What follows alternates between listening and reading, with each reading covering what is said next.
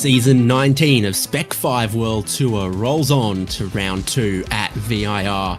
Another 45-minute race ahead of us as the new season and the big grid tackle Virginia International Raceway. It's all live here on HJBC. Myself, David Haynes, with Reese Gardner, Michael Derby in the production. Reese, this is such a great track. I believe it's even iRacing free content now these days.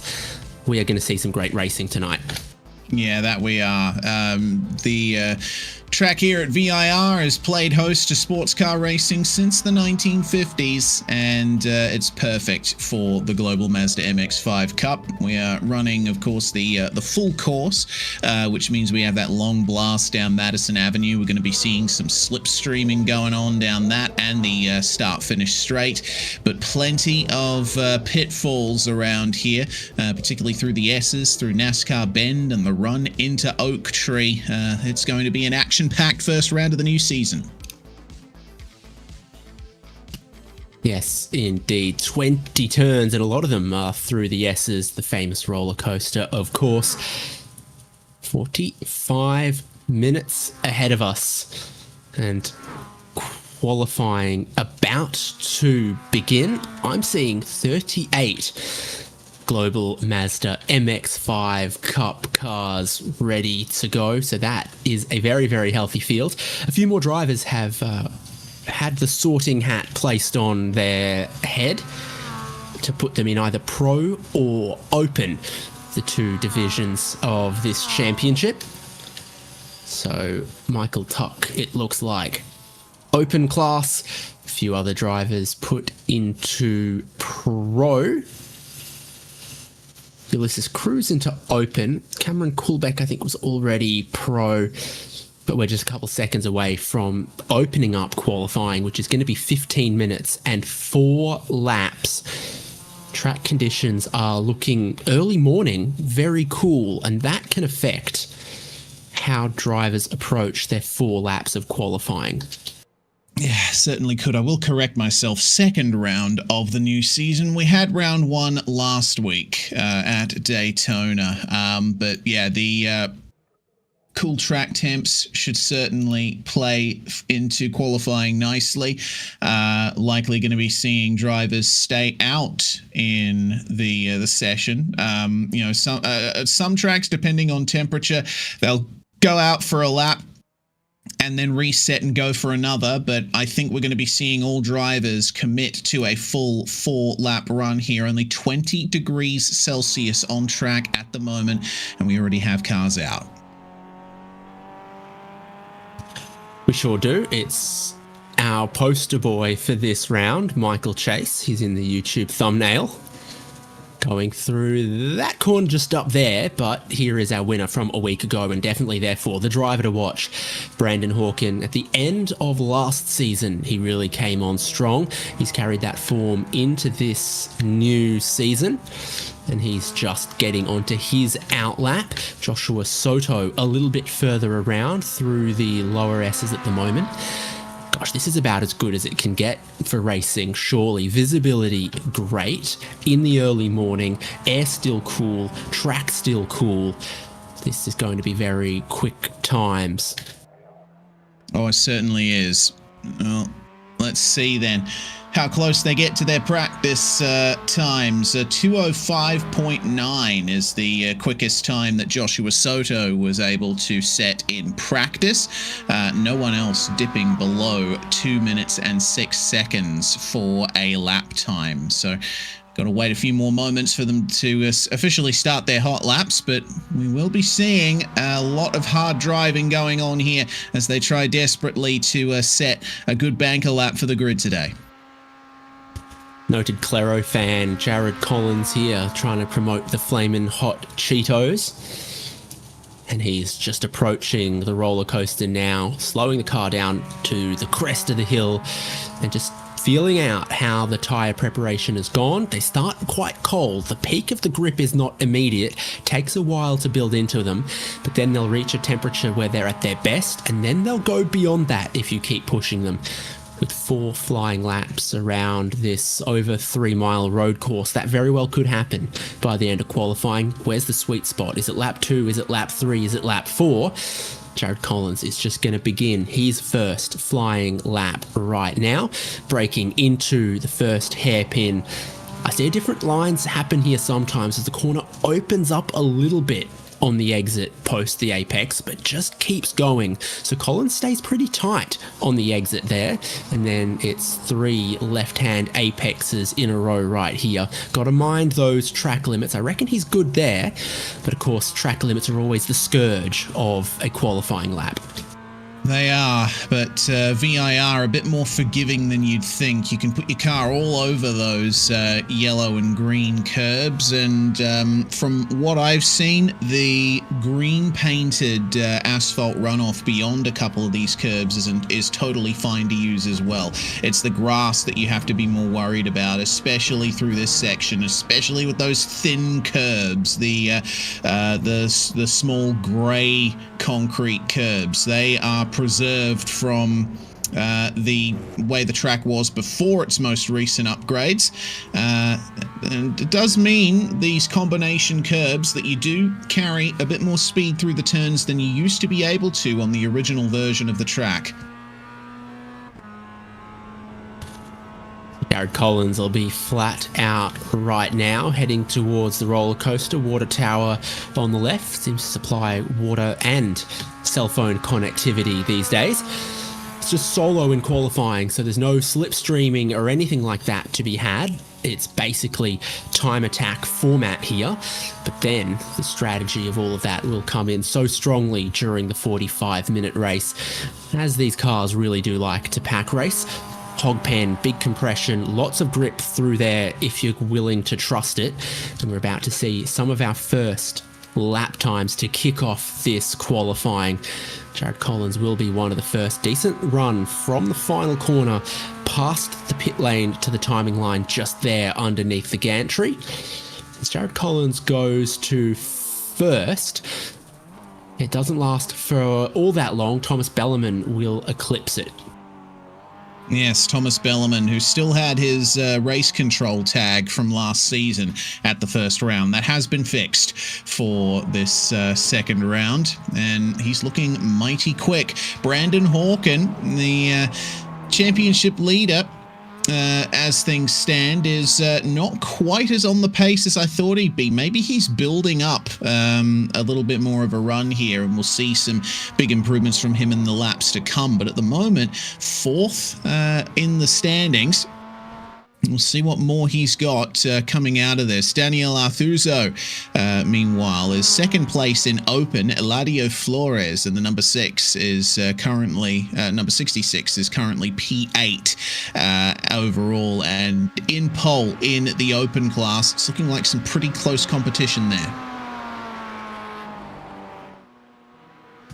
Absolutely, it should be. Taking a look now at a driver new to the league, Eladio Flores.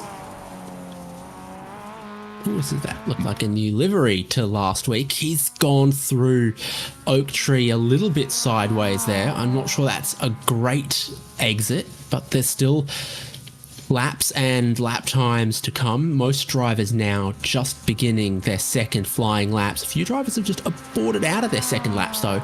Michael Coates, I think, might have hit something. Thomas Bellerman's also called time on that, while most of the rest of the field is out there rolling. I can see that Josh Olsen, Ulysses Cruz, Mark Cheng, and Jason Stalker have all suffered track limits on their first laps. So they're on their second laps now, but without a time in the bank. Flores goes through the hog pen. Again, lots of apex curb there. It's a good time from the first lap for the driver competing in open class.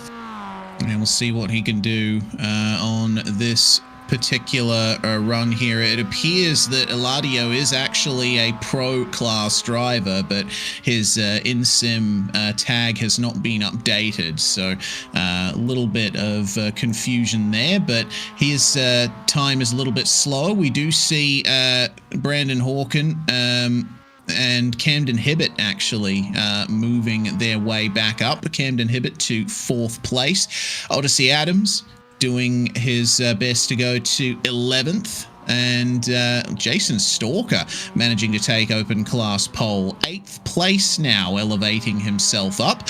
Very nicely done indeed. Seeing quite a few drivers elect to go to a second set of tyres. So maybe this track and these track conditions are a little bit more tyre shredding than we may have thought. Jason Stalker just a 10th down through his first sector on this lap. Brandon Hawkins set a new purple first sector. Eladio Flores has set a new purple second sector. Purple third sector from Joshua Soto of the 6 sectors that I can see. So they're still finding a lot more time out there. Here's Thomas Bellerman coming through the final sector. I don't think that this lap is going to be an improvement for him. It could be. No, it's definitely not going to be. He's coming to a halt before the timing line. Yeah, unfortunate for him. Kyle Genske, meanwhile, across the line, and that's going to move him up from 19th to 11th, a 207.3. Not bad at all. So we'll have to wait and see if there's more improvements to be made there. Most drivers are on their 3rd lap at the moment. So keep it gentle, keep it consistent. Still 6 minutes to go. That is more than enough time to get 2 more laps in. Jared Collins falls 0.3 of a second short of improving on that lap that he has just completed. Still half a second away from pole. Mitchell Peake has gone over the line, put in a new personal best and jumped to 13th. Didn't last all that long though. Time's coming in thick and fast. Brandon Hawkins crosses the line. And is he coming to start a new lap there? Perhaps his final lap of qualifying. Eugenio Pollicci doesn't have any time just yet. Cameron Coolbeck, Sean Hayes, Andre Luigi, Ryan Pendicio, Josh Olsen and Miguel Rodriguez have the same trait. No qualifying time yet from the drivers, 34th to 40th.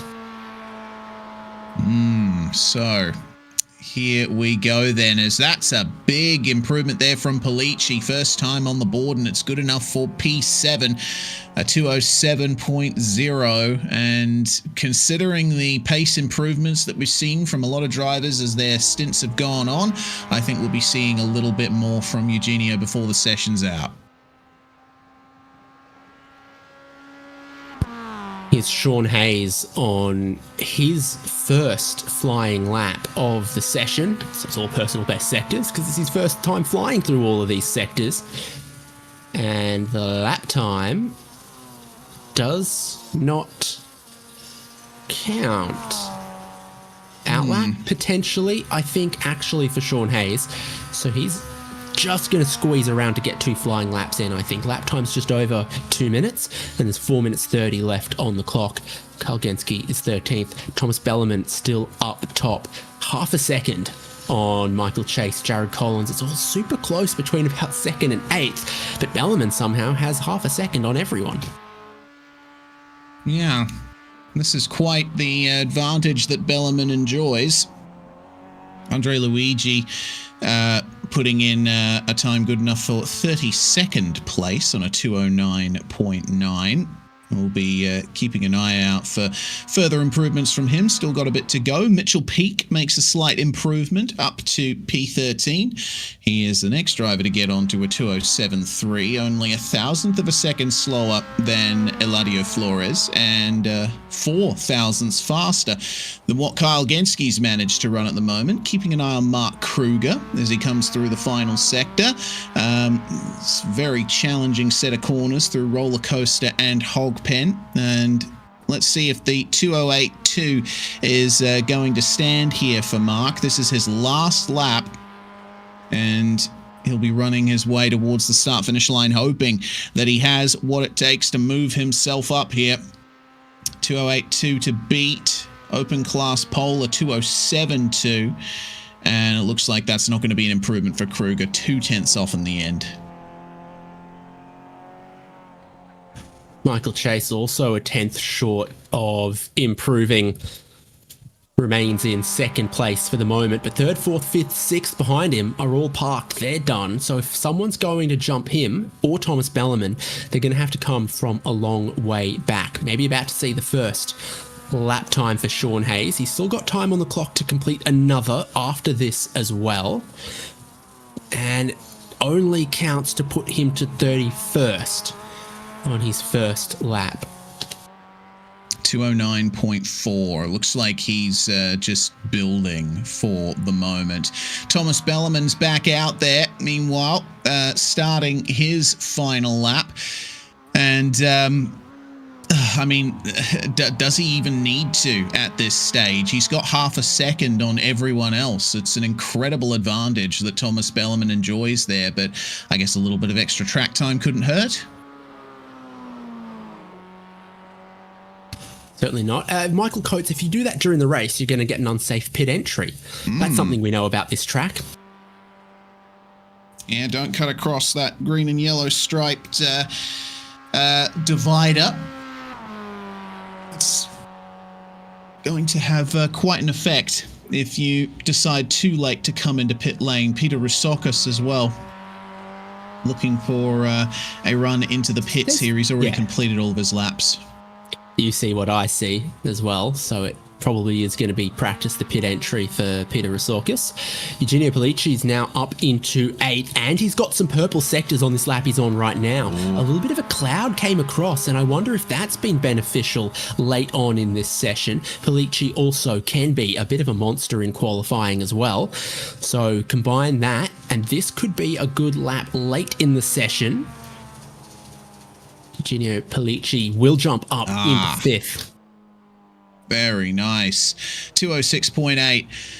It's a couple hundredths faster than Brandon Hawken. About half a tenth off Camden Hibbett as things stand. And it looks to me like that's basically everyone done and dusted. Thomas Bellarmine is still, though, on his final lap, making his way through roller coaster and hog pen. Now, is this going to be an attempt at an improvement, or is he going to try out pit entry on this one? Because as things stand, he doesn't need to complete the lap, and it looks like he won't. Sean Hayes would have had time for another lap, but it looks like he might have fallen afoul of track limits or had an error because he pulled off the track from his flying lap. He remains in the 32nd position. Lee Martin is just about the only driver left out there with 10 seconds left. And we've had successful qualifying times from 36 of 40 drivers. Pandisio and Olsen did go out on track, but did not set a lap time that counted. That locks in our grid for round 2 of Spec-5 World Tour's 19th season. It's going to be another big season. It's another big grid at one of the great sports car racing tracks in North America or anywhere in the world. Thomas Bellarmine will start from pole. It'll be a 2-wide rolling start. That means he'll be alongside Michael Chase on the front row. Jared Collins and Camden Hibbett will share row number 2. Eugenio Pellicci has qualified on the 3rd row, sharing that with championship leader Brandon Hawken. Joshua Soto in 7th, Michael Coates in 8th, Donnie Moffat in 9th, and our first open class driver is in 10th. Yeah, Jason Stalker there with Andres Navarro and Eladio Flores joining the 6th row. Mitchell Peak and Carl Gansky start 13th and 14th. Then it's Todd Martin and Lee Martin in Pro and Open, apparently, that are starting 15th and 16th. Odyssey Adams and Daniel Arthuzo share row number 9, and the top 20 rounded out by Jack Stadola and Rui Coimbra. 21st position on the grid is Paul Murgatroyd, and then Travis Hewitt's alongside him. Brian Jabelski's in 23rd, Tom Athon in 24th, Peter Rusokis in 25th, and Michael Tuck in 26th. Andre Luigi in 27th, Mark Kruger in 28th, Geordie Fike 29th, and Paulo Coimbra in 30th.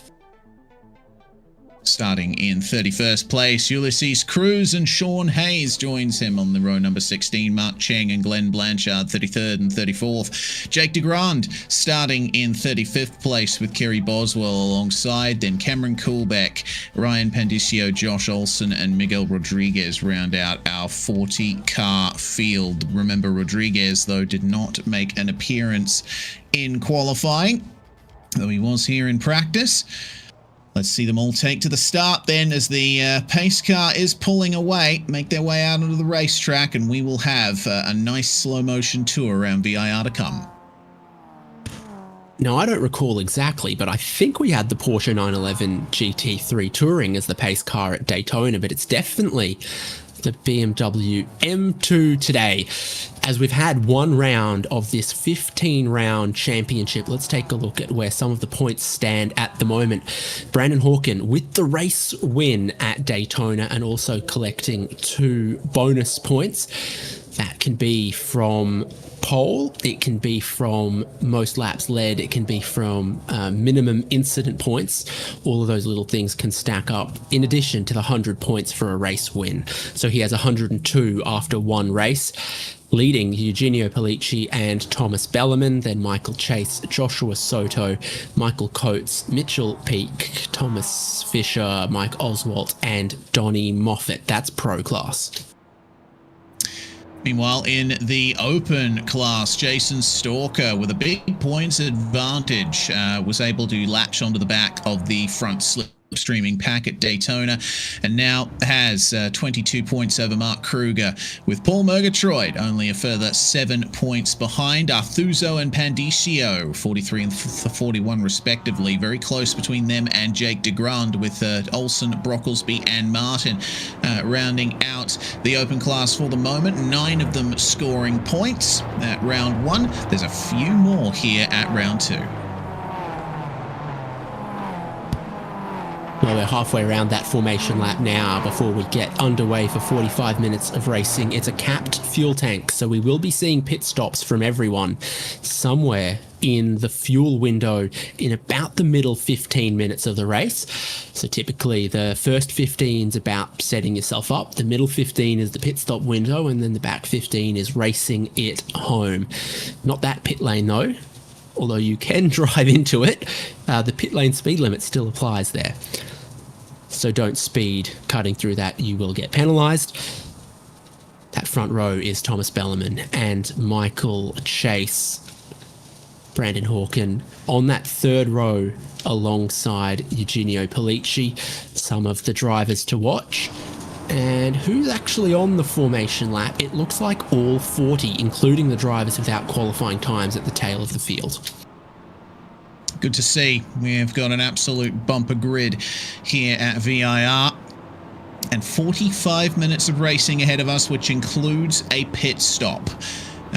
I think a lot of slipstreaming and fuel saving will be done along the long straights of this circuit. It would appear our leader catching up to the pace car somewhat in that final sector, catching everyone out. Bit of a concertina starting to form, but hopefully they get in formation by the time they make their way to the line. So it's round 2 of the Spec-5 World Tour. It's 45 minutes at VIR and we are lined up, ready to go. The pace car is in. They're waiting for the green flag. They're remaining in their rows until they cross the start-finish line. And we're looking down towards the hairpin at turn 1.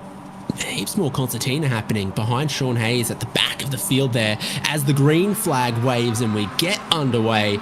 Bellarmine being pushed along by Jared Collins.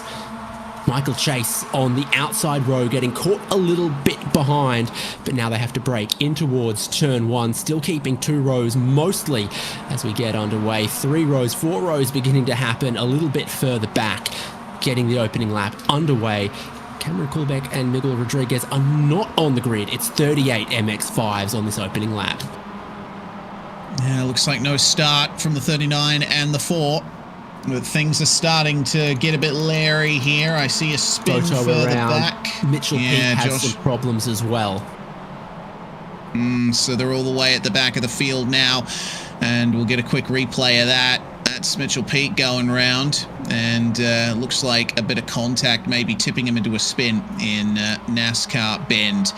So he's all alone in 38th at the moment, but our leaders are incredibly close. I see Genski and Martin, I believe, making some passes there. Eladio Flores as well, and Flores is in the wall. That's pretty huge. Looks like there was some contact off screen. So it's Martin behind. This is Flores and Genski heading up through the S's. Oh. Yeah, what can you do about that, honestly? Side by side through the S's is possible, but you do need to give space. And unfortunately, Flores getting tipped into the wall there. Battle on for the lead of the race. Bellarmine still holding on to this one, but Brandon Hawken has certainly shown that while he didn't nail qualifying, he is nailing the race. He's right up to the back of our leader now, and it isn't even the end of the first lap. Yeah, he's been shot out of a cannon, and you just saw him pick up 2 spots at the end of the straight there. He picked up a couple more earlier in the race, in the lap as well. So Bellarmine still leads, but Brandon Hawken is on his tail. Michael Chase now in 3rd. Camden Hibbett behind him. Jared Collins behind him. This is our top 2 heading down towards turn 1. Oh, look how early on the brakes Brandon Hawken is. Yeah, he's biding his time with this. He knows that it's not going to be much use. Stalker. Oh dear, Jason Stalker on the inside of turn 1 there. That's an odd place to go off. But he makes it back on track safely.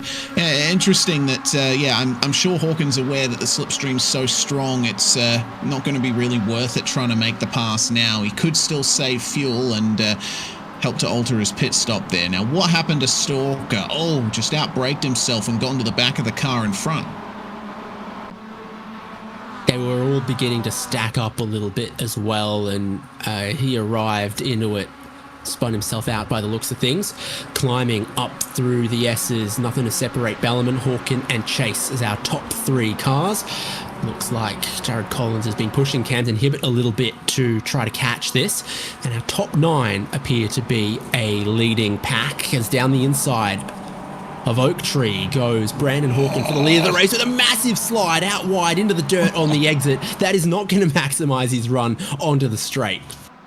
No, not ideal. He manages to stay in the lead, though. Michael Chase now sees the chance to move through for it, but he's going to be side by side with Hawken in the braking zone for roller coaster, which is really difficult to do in any class of car.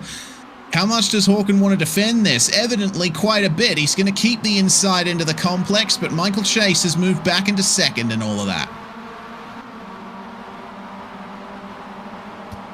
Looked like Camden Hibbett with a big lift to save in this group as they came into the roller coaster that time around. Eugenio Polici's just behind him in behind Soto in 7th. All beginning to compress a little bit once your leaders are battling side by side, checking each other up. It lets everyone else buy back into the battle, and your top 9 that were getting away have Todd Martin join them in 10th. And then not far behind that is Lee Martin, Odyssey Adams, etc. You've got this many cars, it's always going to be close. Yeah, they've got to be careful, though, not to slow each other up too much, because staying in the slipstream is very important indeed. Pass is made there for Joshua Soto. And up 3 positions, which is a fair amount of positions to gain in the top 10. The hardest charger so far appears to be a 3-way tie between Paul Murgatroyd, Mark Kruger and Jake DeGrand. They are all up 7 positions apiece.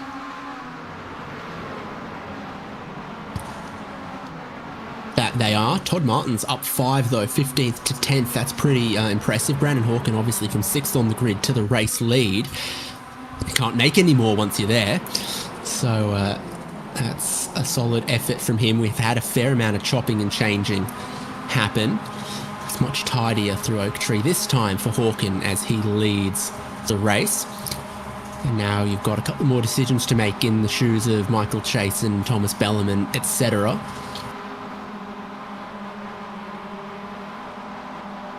Side by side, getting on here, not just for this position between Stalker and Fike, but for the lead as well. Michael Chase slipstreaming past Brandon Hawken into Roller Coaster, covers off the apex nicely. Not much of a chance for anyone else to fight back from that. Bellarmine, interestingly, has fallen behind Joshua Soto there. So now Chase, Hawken and Soto are your podium runners for the moment. I think Bellarmine, with his time spent in the lead of the race, might have burnt off a bit too much fuel, and now he's taking his turn behind someone to save a bit. Yet another lap completed, heading down towards turn 1. Brandon Hawkins sits behind Michael Chase. Again, we're going to get that car park at the apex of turn 1 going on.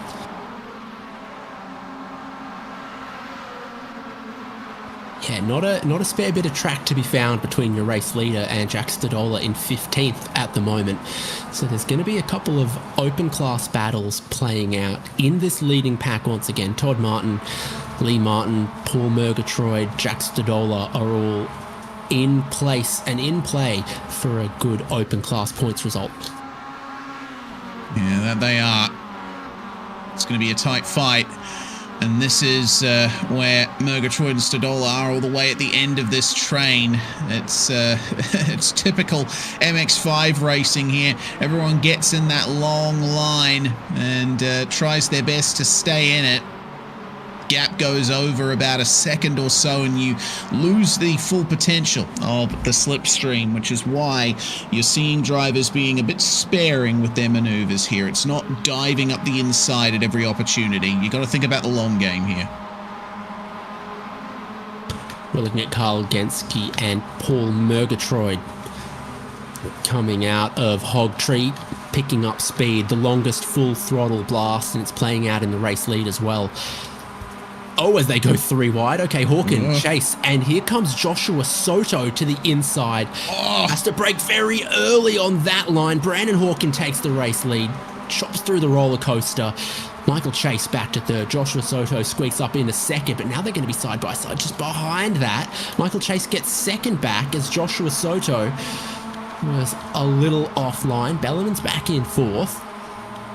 And not even 10 minutes in, things are very exciting. Yeah, Hawken away to the biggest lead we've seen from anyone so far, but I'm sure that's going to be erased in due course. Making their way into turn 1 again, almost some contact there between Bellarmine and Soto, but they slow it up nicely. MX5s, of course, have anti-lock brakes, and that will save you a bit in the braking zones if you know how to work it.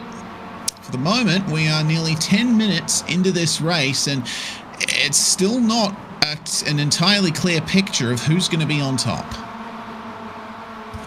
Can you work it? Is it worth it? Those are the questions about ABS. Top 15, still a pack of just 5 seconds.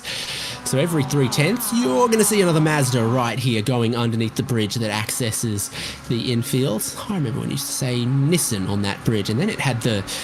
Remember when it used to say Volkswagen Clean Diesel? Yeah. Whatever happened to that? I wonder.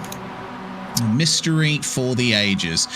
Battle for second is going to start to heat up here into Oak Tree. You really have great potential to make a dive up the inside here. That's what Brandon Hawken did to get the lead in the first place. And you see them using all of that runoff area past the curb. You don't get an off track if you go over that. The moment you touch the grass, though, that's when you get pinged. So they are at the very limit of grip through the slowest corner on this circuit. Deja vu, here we go again, 3 wide, Brandon Hawken, Joshua Soto, Michael Chase. This time, no, Soto still in break earlier, someone has to back out, it's Michael Chase. Brandon Hawken keeps the race lead from Joshua Soto, Michael Chase and Thomas Bellarmine. That was a bit tight there.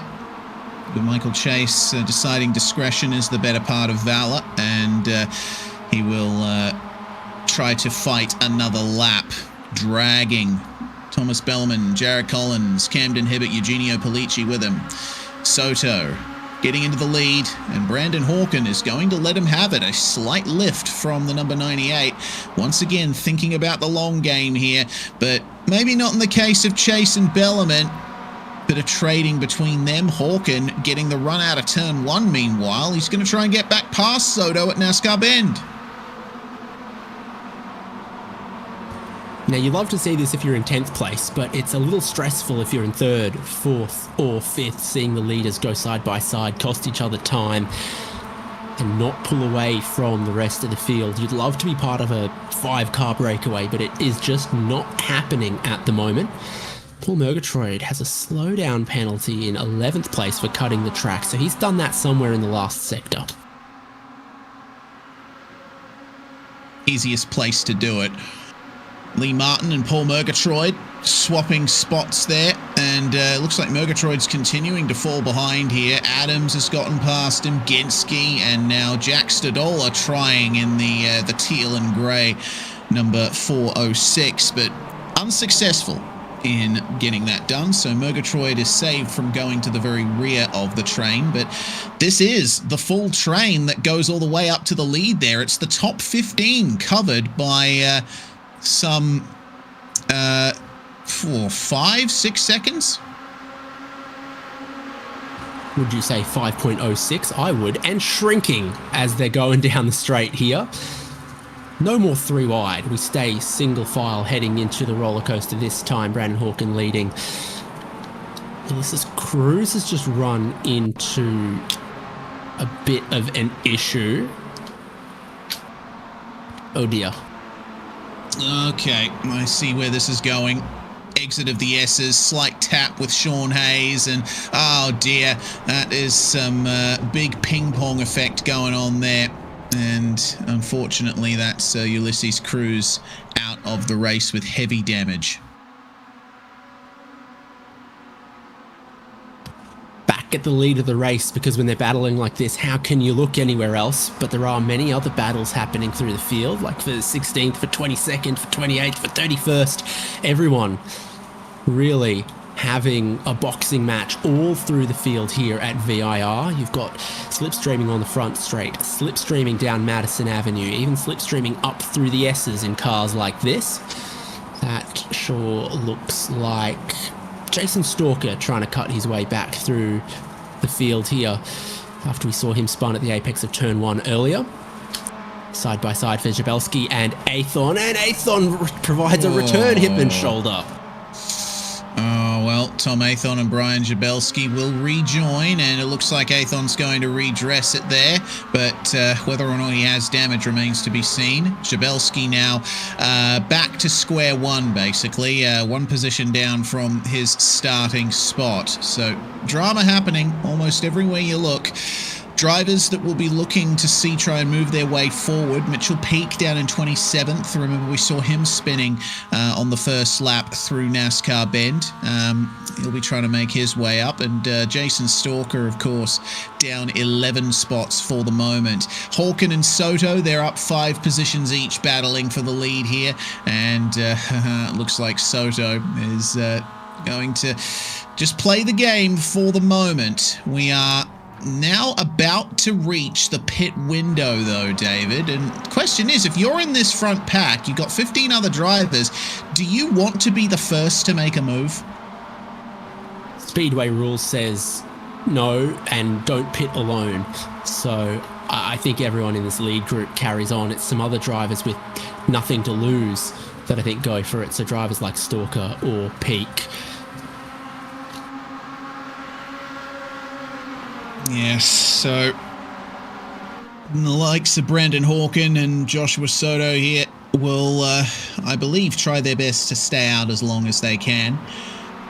And I think it's in the best interest of everyone behind them, up to about Todd Martin or so, to try and stay with them and pit at the same time as them as well, because you do not want to lose the slipstream. It's just not worth the lap time loss. Maybe you might be able to push a bit more through the corners, but if you don't have the speed down the straights, where are you in a car with this low power? Yeah, precisely that.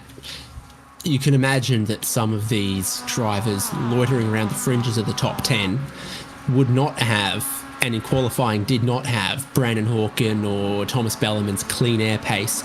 But by being part of this group, they get pulled along, they go along with the leaders, and if they pitted away from this, they'd just end up in traffic. They wouldn't be doing the pace they're doing now, and it would be detrimental to them. So everyone in the back half of this pack won't get any benefit from pitting early, and everyone at the front half would likewise just find themselves prematurely in traffic rather than clean air. Yeah, that's the downside of pitting too early. But then I think it's the downside of pitting too late as well, because you might stand a chance of running up against lapped traffic before you come into the pits. And a good in-lap is half the battle when you make a pit stop. Let's keep an eye then on the fighting at the back and the middle of this pack as well. The 135 of Soto still pressuring Brandon Hawken, but it seems like Brandon's looking pretty comfortable in the lead for the moment. Going past the pit entry again, not expecting any of these drivers in. Good open class battle happening between Jason Stalker, Peter Rasorkas and Mark Kruger. That's a little bit further back, but it is some good honours here in open class. Travis Hewitt and Daniel Artuso also up front of this. Yeah, this is the second pack that we're taking a look at the moment. Everyone from 16th down to 22nd, and Kruger's enjoying a nice run up the field, side by side there between Hewitt and Andres Navarro. 17th versus 18th here, and through NASCAR Bend, it looks like there might be a little bit more to say. Whoa, that's incredibly close there for Travis Hewitt. That's going to allow Navarro back up the inside at left hook. It's Chrome versus Chrome right here. Diet Coke livery?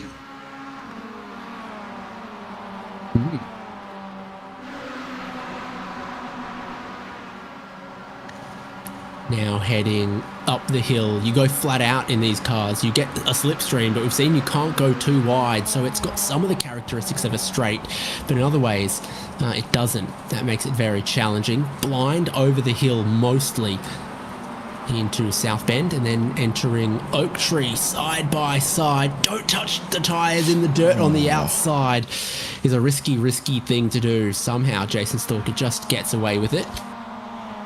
We haven't had anyone pit yet, except for those that have meatballed their cars. So perhaps it was just a little early on that strategy. We're side by side for the race lead here, Hawken and Chase.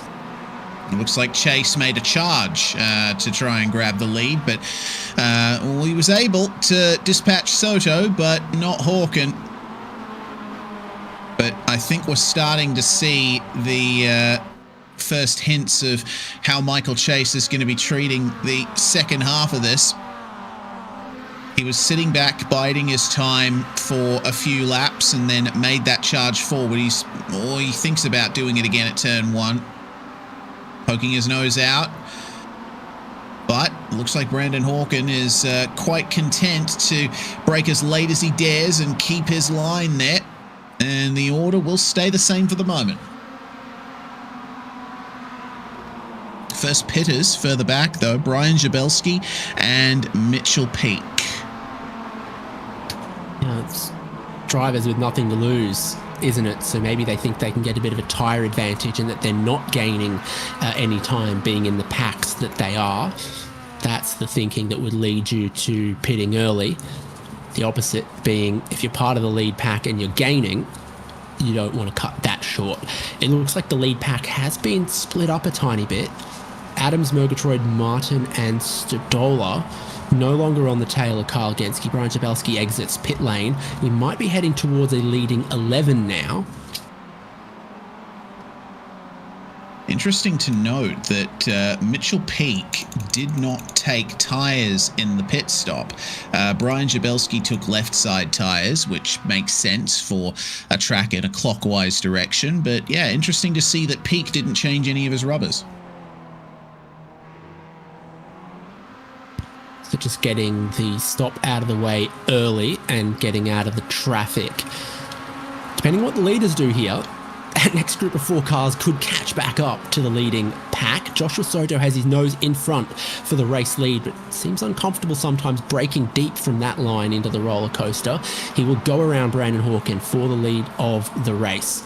Soto, Hawken, Chase, Bellerman, those have been the drivers trading the race lead. Jared Collins has sat in 5th almost this whole time. Camden Hibbert in 6th, Polici in 7th. Moffat 8th and Michael Coates 9th. So it's been the top sort of 4 or 5 drivers that have been the source of intrigue.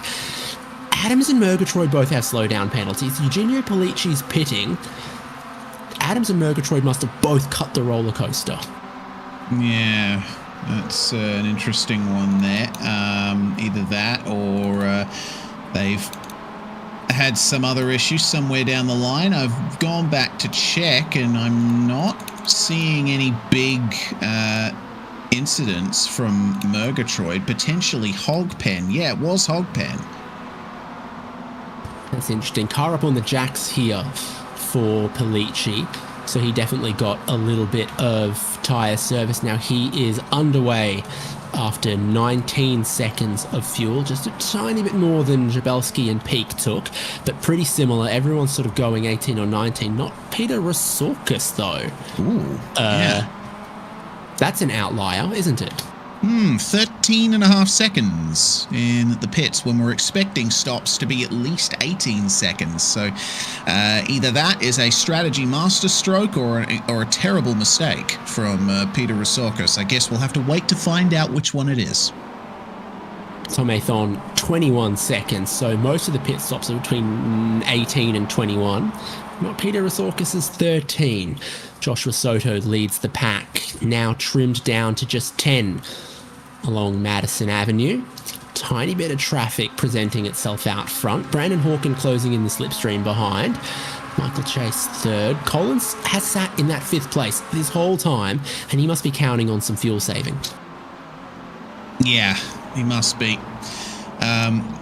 He's one of the drivers that hasn't really had a go at the lead yet. All of our top 4 have occupied the lead at some point in this race, though. And we'll have to wait and see what they decide to do here, because they're about to come up on some lap traffic. Ulysses Cruz, and I thought for a second Michael Chase was going to go for pit lane, but he seems to be a fan of just getting to the right-hand side of the straight as soon as possible. Get the geometric shortest line through to turn 1. Hawken and Soto, nothing doing for the moment, but Bellerman's starting to put the pressure on Michael Chase. As we'll have to wait and see how this lapped car affects runnings for the battle for the lead. Coimbra, Stalker and Hewitt, meanwhile, are in pit lane. It looks like Josh Olsen is towed. Yeah, don't know what's happened for Olsen. Everyone else has driven into pit lane. Big crash for Olsen. It was at roller coaster. Unfortunately, he got caught on the grass and caught the end of the tyre barrier, and a couple other drivers getting involved with it as well. Poor Ryan Pandicio. You'll have to wait for him there in the purple car. So Soto makes the error, bounces back onto the circuit right on time for Pandicio to arrive on the scene, and that's the first bit of really big drama we've seen in this race. Ulysses Cruz has just gone into the dirt to get out of the way. The leader's barreling down on him. He's out there in the grass after South Bend. Exiting Oak Tree, Joshua Soto leads, but may have lost just a little bit of time negotiating that traffic. Top 3, top 4, top 5 all close in once again. And here comes another run from Michael Chase. Brandon Hawken bump drafting with Joshua Soto. This time Chase is alongside into roller coaster, and Soto lets him have it. So just in time for the run-through roller coaster. Michael Chase back in the lead, and is he going to lead the charge into pit lane? Problem for Jason Stalker, he is towed as well. Not sure what's going on for the 219, but we'll have to wait and see. That's a bit of a late decision there from Brandon Hawken to jump into pit lane. That was quite the veer to the right, and it looks like Todd Martin's going to join him, but Brandon Hawken, the outlier in this lead pack here. Yeah, it wants to do something different. Been noted that he's got a little bit of damage on the car and it's been there for a while. He gets that sorted out. Not seeing any tyres for him just until now. Todd Martin's getting some done. Not seeing them for Jason Stalker, though. Beginning to happen for Lee Martin or Daniel Artuso back there. Mark Kruger driving towards his pit crew. I think we've got some shared pit stalls. That's how many cars we've got. Yeah, looks like it. Quite a few cars taken to the track here for the second round. Lee Martin's stop is on its way here and completed. Comparing pit stop times for a moment, it seems that Brandon Hawken, 17.5 seconds. That's a bit more in the ballpark of what we'd expect a pit stop from one of the front runners to be. And he's managed to come out in 13th place with a clear track ahead of him. That may turn into an advantage. This is the group he's got to worry about. Michael Chase leading it, Joshua Soto in second, Bellerman in third. Almost looking like Kyle Gienske might be dropping off this. I think he's got a lapped car there, so that may have hurt him, because you've just got a top 7 now. Looks like Bellerman was pushing Soto for a little bit. They know each other to the best of my understanding. Jared Collins looking to grab a spot. Could see quite a few drivers pit now to react to Brandon Hawken in particular. You've maybe almost got to consider what the championship leader's doing when you decide your own strategy. Yeah, you've always got to think about what tendencies your competitors will have. Tendency for the top 2 is to come into the pit lane. So there goes Soto and Chase. They are joined by Donnie Moffat and Kyle Gienske. Another raft of cars coming in behind as well. Looks like Murgatroyd, Adams, Stodola, and Navarro. Yeah, a lot of drivers that haven't pitted yet coming in. The exception being our top 4 at the moment. Coates is side by side with Collins. Coates ends up wide. Here's everyone else pitting. Plenty of left side tyre changes going on throughout the field. If it's something you can do within the time it takes to refuel, then it's almost usually a slam dunk for these cars. Let's go racing off the pit lane, and Chase is just going to have to yield. That's a good stop from Donnie Moffat. Michael Chase about 1.2 seconds slower through the entire pit lane. Well, let's see how quickly he gets back past. Oh, yes, Soto and Hawken. That's going to be the ultimate battle for the lead there, I believe. And they've gotten quite a gap, haven't they? Yeah, certainly got a little bit on Donnie Moffat and Michael Chase. It's where they're going to be compared to the drivers that were behind them in sort of 3rd and 4th, so Bellerman and Hibbert and Collins.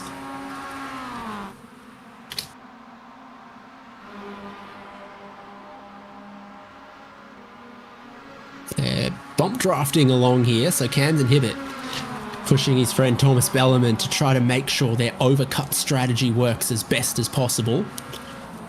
Coming towards the end of 15 minutes, should be seeing everyone in at the end of this lap. This is the only 4 drivers that haven't pitted. The 36 others have. Yeah, it looks like the pit cycle is going to be well over and done with by the time we enter the final 15 minutes. Hate me surprised. Oh, wow. Yeah, that's interesting. It looks like Bellerman, Hibbert, and Collins have decided to stay out another lap. Michael Coates pitting solo. Well, he might have had to. He's also got a little bit of damage on the car there, and where he blends compared to these 2 drivers, Hawken and Soto, will be important. Hawken and Soto a little bit ahead of Chase and Moffat. Todd Martins ended up solo, and then Carl Genski and Paul Murgatroyd are together. Stop's almost done for Coates. He's now rolling at the pit exit end of the lane as Hawken and Soto are screaming down the front straight. Back up to full speed then for Michael Coates, just in time for our leaders to arrive on the scene. Coates will be battling with Michael Chase and Donnie Moffat into turn 1, and it looks like Coates will slot in very nicely behind Michael Chase there. Now they can potentially work together to catch back up to Hawken and Soto. Question marks still hanging over Bellarmine, Hibbett and Collins. Where are they going to blend in all of this? Yeah, well, they're flying at the moment. A 206.5 is a very good lap. It was a personal best for Thomas Bellarmine and just a couple tenths short of being the fastest lap of the race. So with Camden Hibbett pushing him at every opportunity, including up through the S's, they are not hanging about. Jared Collins finds himself in a pretty good place there as well. Hibbett again pushing Bellarmine. So everywhere that they can, that's what they're doing.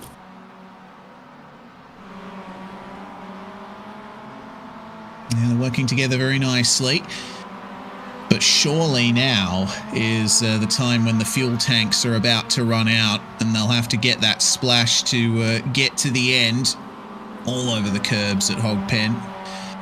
And we'll see them stick tight out of the final corner. And there we go, just like that. 1, 2, and 3. The field is cleansed. Everyone has come in for a pit stop. I see another tow for Eladio Flores, who's having a very rough time of things out there. He must have had another crash somewhere. But outside of that, we're going to be seeing our leaders fall back into order. Let's see what happened to Flores here. Coming out of the final corner, and oh dear, trying to get into pit lane. That is a bizarre incident. Yeah, good thing the medical car's like right there. There's an ambulance, I think. But yeah, just a little unsighted, I think, coming into pit entry. Remember, his last time into pit lane would have also been on the tow truck, not driving in himself. We've got a blend going on down towards turn 1 as the remaining drivers that needed to pit come out. There's Coates around the outside of Bellarmine. So Bellarmine's had to take 19 seconds of fuel. Camden Hibbett's had a quick one, and he is with Hawken and Soto. It could be a three-way fight up there as it just manages to sort itself out in Bellarmine's favour here. Yes, just under 17 seconds, the pit stop for Camden Hibbett. And that is basically the quickest stop we've seen so far outside of Peter Roussorkis' 13.5-second stop. Still some question marks over that. Roussorkis running down in 15th and up 10 places. It's a good run for him so far, but does he have the fuel to make it to the end? Brandon Hawken with a breakaway then from Camden Hibbett and Joshua Soto, who are trying their best to sort themselves out and mount an attack. Michael Chase picking up the slipstream just behind them.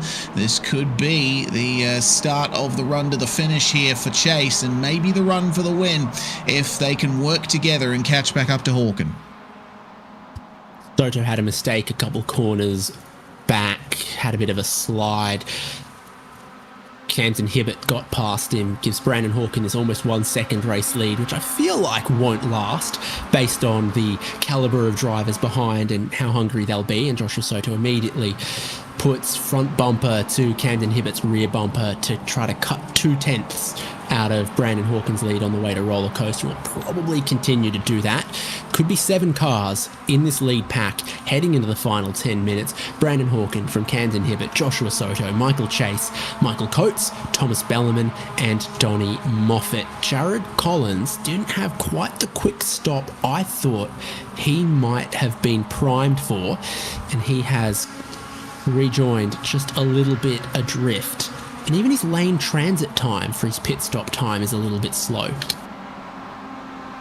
Yeah, interesting to see. 42 seconds, where the front runners transited the pit lane in about 39 seconds, including the stop. So, yeah, very interesting to see from Jared Collins. Hibbett then leading the charge as they try to catch back up to Brandon Hawken. It'll be another lap before we can see what Hibbert's pace is really like here, but I think with enough smarts, they'll be able to be right on the back of Brandon Hawken by the end of the lap.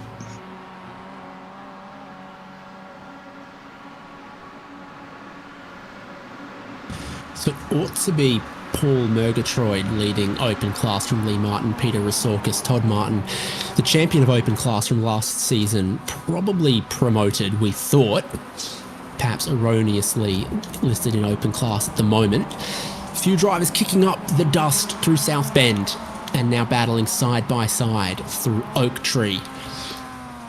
Joshua Soto, Thomas Bellerman seeming to lose a little bit of time. Brandon Hawken moving one side of the road to the other in a slightly futile attempt to break the pursuing pack.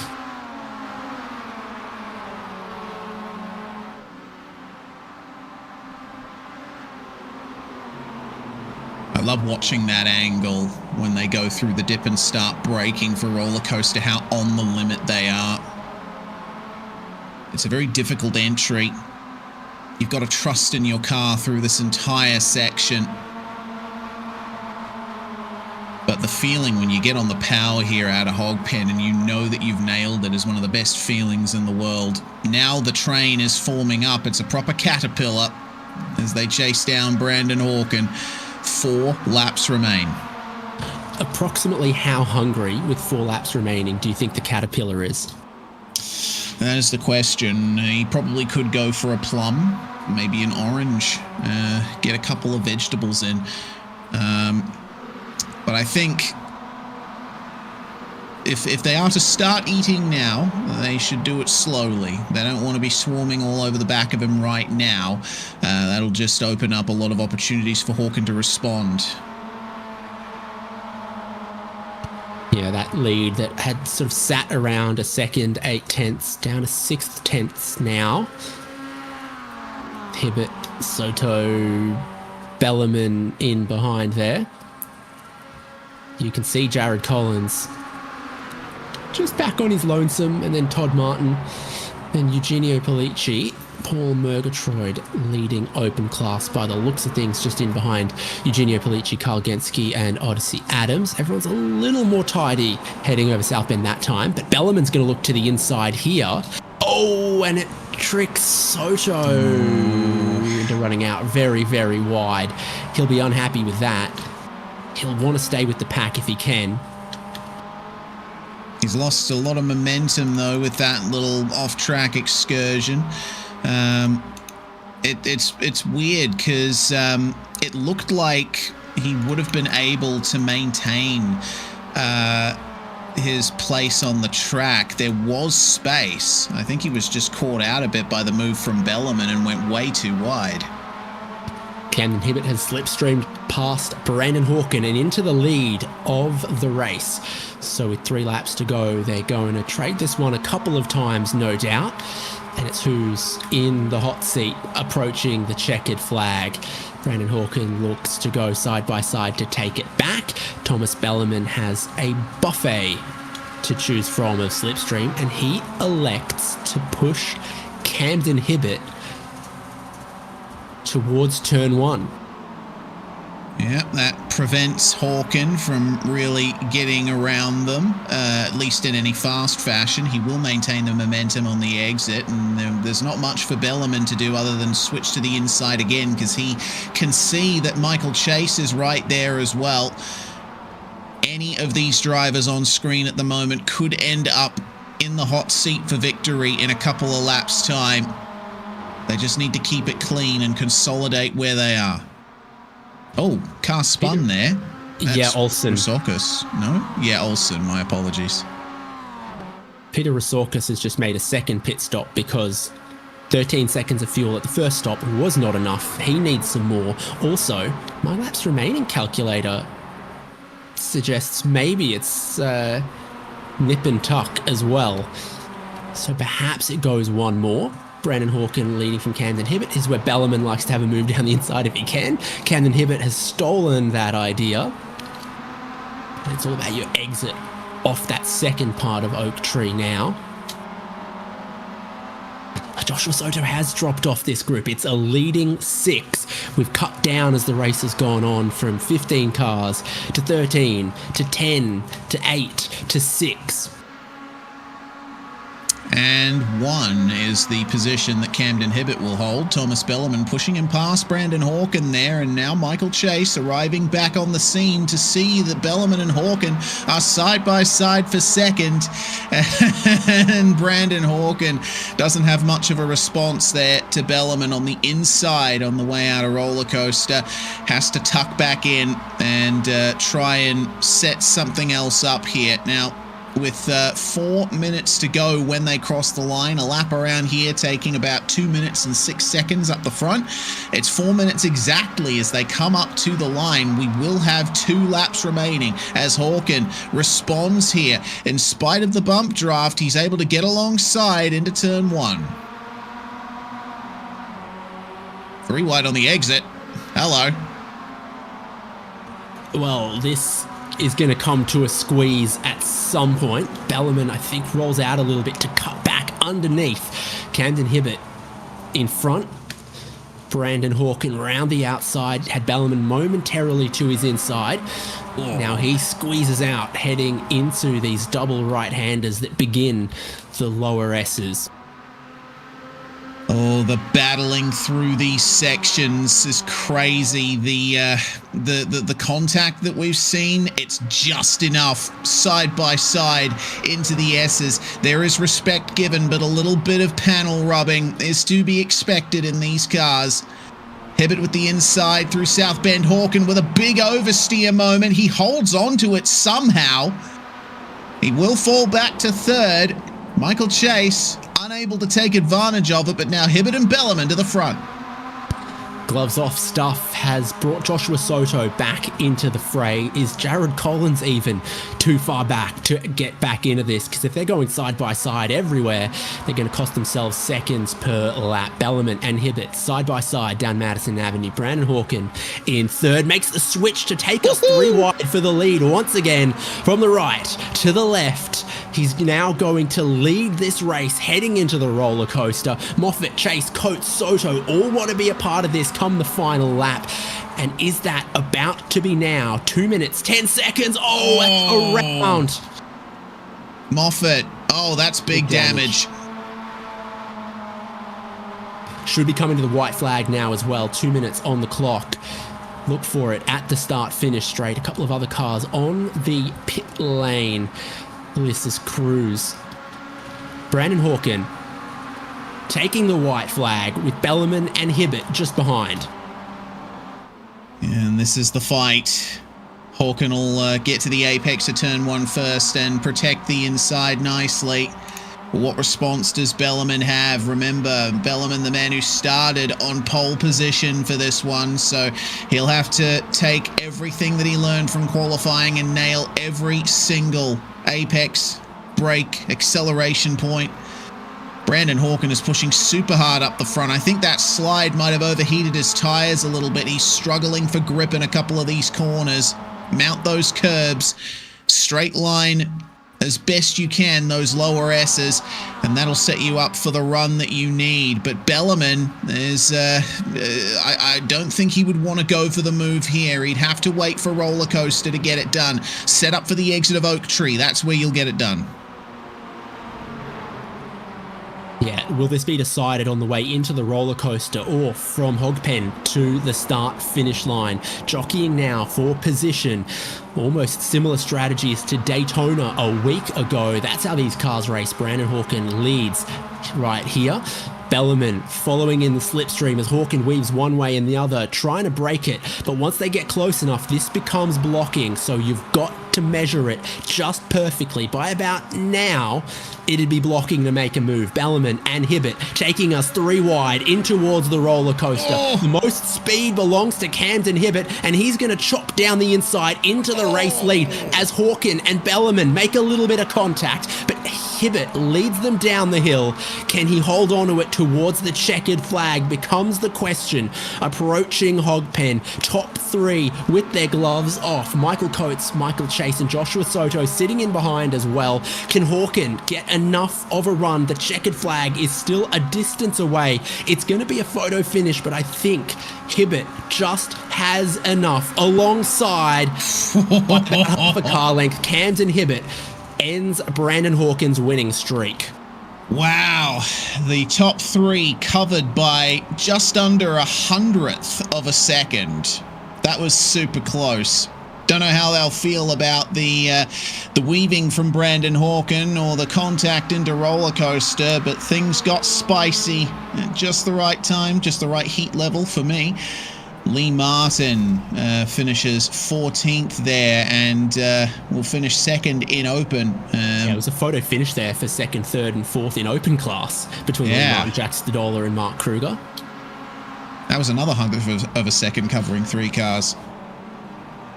Yeah, absolutely it was. This is another one of those Spec-5 World Tour races where we could make another 45 minutes of coverage just following the second pack, the third pack. That's what everyone wants when they sign up for a league like this, that whatever their speed is, they'll find someone they can battle with. And the kind of racing that this car produces at tracks like this is always so thrilling to watch, also so thrilling to be a part of for the drivers. Let's look at these results. Camden Hibbett is the winner from Brandon Hawken. Bellarmine in third. Michael Coates in fourth. Michael Chase in fifth. And Joshua Soto in sixth. Jared Collins, was it an overfuel? Was it slow getting out of the pit stall? Was it a stall? Was it something like that? Just cost him a chance to battle with the leaders. He finishes seventh. Todd Martin in eighth. The league says he's a pro driver. The spreadsheet says he's open. We're pretty sure he's pro. Kyle Genske in 9th. Eugenio Polici there in 10th as Odyssey Adams got 11th. Paul Murgatroyd wins open class in that 12th spot ahead of Andres Navarro. Lee Martin, Jack Stadola, Mark Kruger, 1/10 of a second covered those 3 drivers in their class. Geordie Fike in 17th. Brian Jabalski in 18th. Mitchell Peake in 19th. And Sean Hayes in 20th. And just outside the top 20, Andre Luigi finishes ahead of Rui Coimbra, with Peter Rousakis having to make a second pit stop after his first stop. He didn't put enough fuel in. Tom Athon, Paulo Coimbra, Daniel Arthuzo, Michael Tuck, Jake DeGrom, Ryan Bendicio and Travis Hewitt round out your top 30, with Mark Cheng, Kerry Boswell, Glenn Blanchard down to 33rd place. And Blanchard was the last car to finish on the lead lap. Jason Stalker and Ulysses Cruz, unfortunately, have to settle for a lap down, with Donnie Moffat 2 laps down, Josh Olson and Eladio Flores 4 and 8 laps from the end, respectively. Your retirements, Kuhlbeck and Rodriguez, did not take to the start. Well, that was pretty exciting. Absolutely could have gone any way between the top 6. But we'll see if we can speak to our race winners. You bet we can. Camden Hibbett's going to join Reese Gardner. That he is. Camden Hibbett with us now. And, 4th place in qualifying, which was a solid performance, but you were right in the midst of that front pack the whole way through, just biding your time and waiting for the opportunity to go racing after the pit stops came around. It was incredibly intense on that final lap. Yeah, I mean, I think I did a really good job at saving fuel, really the whole race. The whole first step prior to the pit stop, I was just sitting around not doing anything, just saving as much fuel as I could. I think I didn't break through Hog Tree or NASCAR a couple laps there, which is usually unheard of in these cars. So we had a really good time. I know me and Thomas were working together a little bit, and then we called all the bets off in the last 2 laps to go for the win. But yeah, I mean, I think overall, really well put together race. It was awesome battling with Brandon Thomas. Josh was up there. Michael Chase was up there. So yeah, it was a blast. Solid points out of the second round of the season. We go to Bathurst next week. I guess a pretty similar track to VIR in some ways. The walls are a lot closer. The elevation changes are more extreme, but you do have those super long straights where you can potentially repeat some of the slipstream battles we saw this week. Yeah, I don't know if I'll be back for the full year. I figured it was at VIR tonight. I figured I'd jump in for old time's sake, come back into one of my first leagues on iRacing. It's been a while. I was still in Spec-5, I think, when I first started in this series, and now coming back and getting to have some fun. I know I helped out with some of the race control and the admin stuff last year. So yeah, I don't know if we'll be back for the full season yet. Maybe we'll see. Bathurst, either way, though, will be a very interesting race. I mean, obviously, same kind of idea with the really long back straightaway heading into the chase, but you also got to go up and down the mountain. So that's obviously a challenging part in and of itself. So the race can be definitely won down that back stretch, but it can be lost in a heartbeat on the mountain. So it's gonna be interesting to see how everybody handles it, and maybe we'll see you guys back next week. We'll see. Yeah, we will see indeed. Congratulations on grabbing the victory, Camden. Enjoy it, and yeah, hopefully we see you again at Bathurst. Yeah, sounds good. Thank you, guys. Camden Hibbett there, winner of the race in the pro class. And David, I understand Brandon Hawkins down there as well. Yeah, and so too our open class winner, Paul Murgatroyd, by the looks of things. Hello, Paul. You there? Hey, how's it going? It's going well for me. How's it going for you? I'm a sweaty mess right now. We were remarking how many persistent battle packs there were all through the field. Obviously, we had to keep our eyes on the race lead, but no doubt you would have been in close quarters for almost all of the 45 minutes. Yeah, no, for the first half for sure, I was at the back of the leading pack, and then we had a few little coming together, and then it kind of dropped off a bit.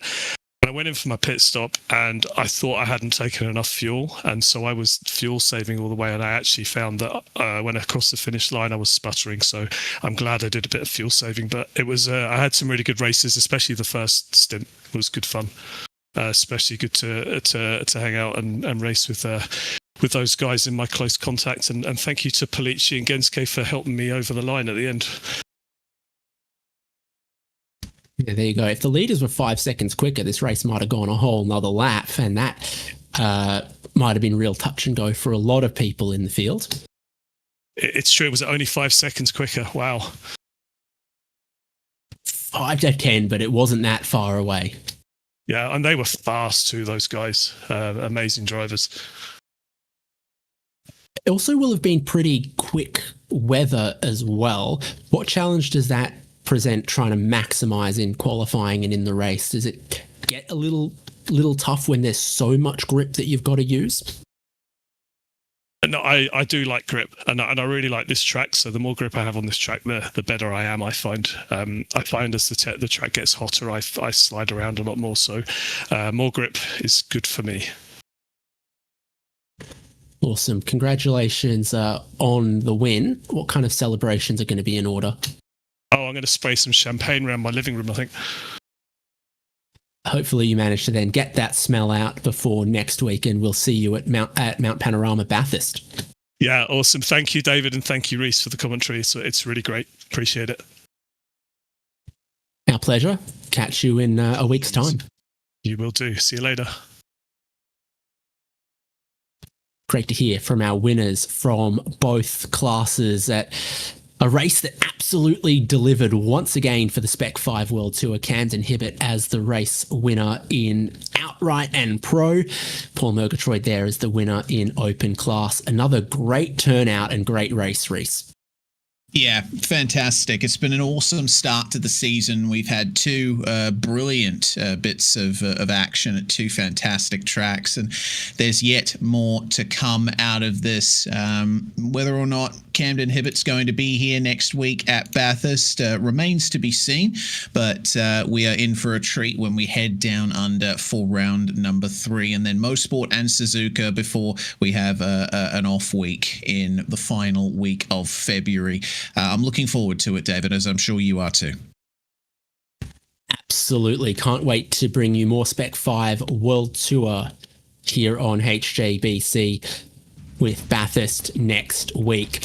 The championship hunt in both classes gets yet more interesting. Camden Hibbett versus Bellarmine versus Brandon Hawken, and then everything with the unpredictability of open class with such big and competitive fields.